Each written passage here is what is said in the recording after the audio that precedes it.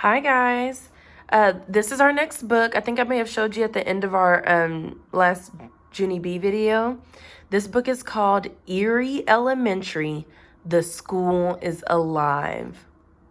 Now, I have never read an Eerie Elementary book. I know it's a series, so they have more than one. This one is about the school being alive. So we don't know, we don't even see any faces.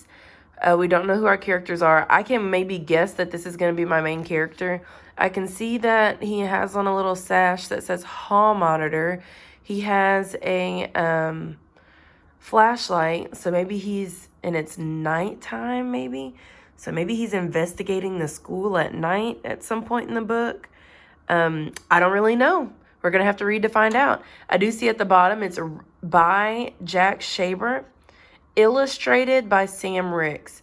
And remember, we said the illustrator makes the illustrations, and illustrations are the pictures. So all of the pictures and designs that we see are going to be by Sam, and the words were written by Jack.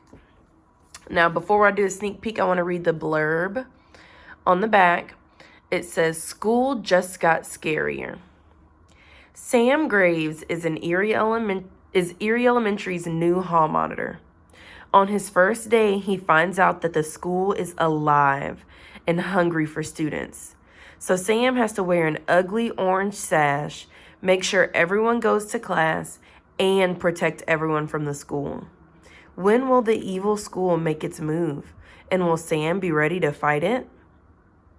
So now I have a little bit more of an idea of what's going on. So the school is actually trying to eat the kids, and it's Sam's job now to make sure that everyone stays safe.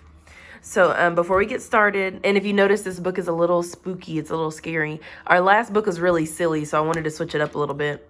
So I see, this is the reason why I'm reading the book like this with the camera facing it instead of the camera facing me, because I want you to see all these super cool illustrations. There's one on almost every page, and they have a lot of literary language. You see the italics, the words that look a little, the ones that lean, we talked about that, and some bold words, like this one here. I want you to see the kind of creative stuff that this author does. So let's get started. This is our table of contents. As you can see, it is very long. Even at the start of chapter 5, it starts on page 86. So we're reading more than 86 pages together. And some of the chapters are a little short. So I may be reading more than one chapter per video. It begins. "This is horrible," said Sam Graves. He was holding up a shiny orange sash. "I can't believe I have to wear this." It was Monday morning, and Sam and his best friends Antonio and Lucy were standing in front of their lockers. They were waiting for the bell to ring.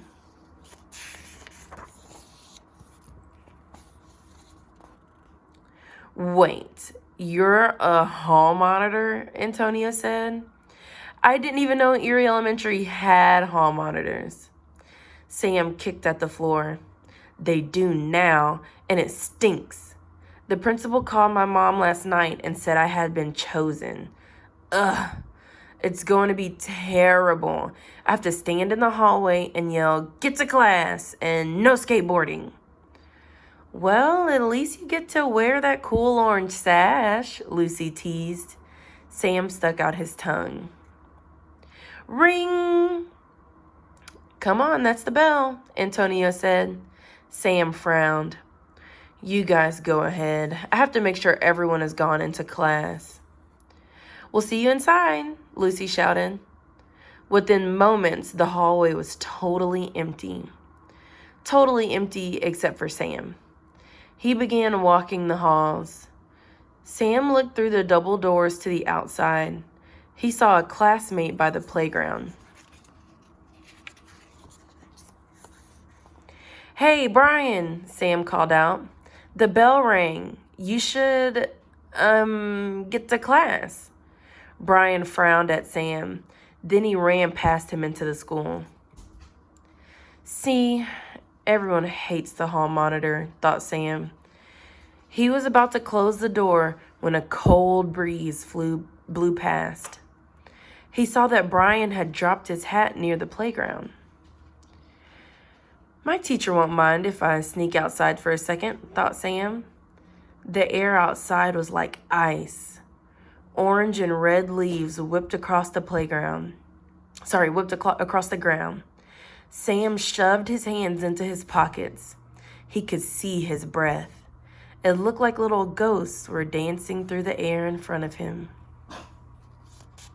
Sorry, my dog's making noises in the background, y'all. Sam looked up at the school building. He thought it looked like an old castle made of crumbling red brick. The paint on the doors and windows was chipped. Big black crows sat on the roof watching Sam. The whole thing gave him the willies. Sam didn't want to be out there any longer than he had to. He ran over to the playground. He was near the swings when something grabbed his ankle. Sam looked down. His feet were sinking into the sand. Now, of course, feet do sink into sand, but not like this. Something was pulling him under. "Help!" Sam shouted. The sand was up above his sneakers. He reached down to try to pull his feet free. The sand was wet. Quicksand? This was just like quicksand from the old Tarzan movies Sam's dad made him watch. But Sam was pretty sure that quicksand was found in jungles and in movies, not on real-life playgrounds. "Help! The playground is eating me!" Sam shouted. The sand was up to his knees now. Sam fought and kicked. He watched as Brian's hat was swallowed up by the sand. It was no use. The cold, wet sand was up to his waist. Sam squeezed his eyes shut as he was pulled down deeper and deeper. Okay, that was too exciting. I may need to move on to chapter 2. And because we can already kind of see ahead to chapter 2 that maybe he's about to get saved. So let's go ahead and read chapter 2 for today. Mr. Nekobi. Just as the quicksand was about to swallow Sam, a hand grabbed his wrist. His eyes shot open. It was Mr. Nekobi, the old man who took care of the school. Mr. Nekobi tugged. Sam was yanked free. Sam gasped for air. Remember we said a gasp is like, "The playground sand," Sam said. "It tried to eat me." Mr. Nekobi slowly got to his feet. He was out of breath too. His face looked like a piece of paper that someone had balled up and then tried to flatten again. He stared at Sam. His eyes were small and gray. A chill went up Sam's spine. Mr. Nekobi growled, "You should be more careful, or you won't last long as hall monitor, Sam Graves." Be careful of what? Be careful because other parts of the school might try to eat me? Sam said, then he paused.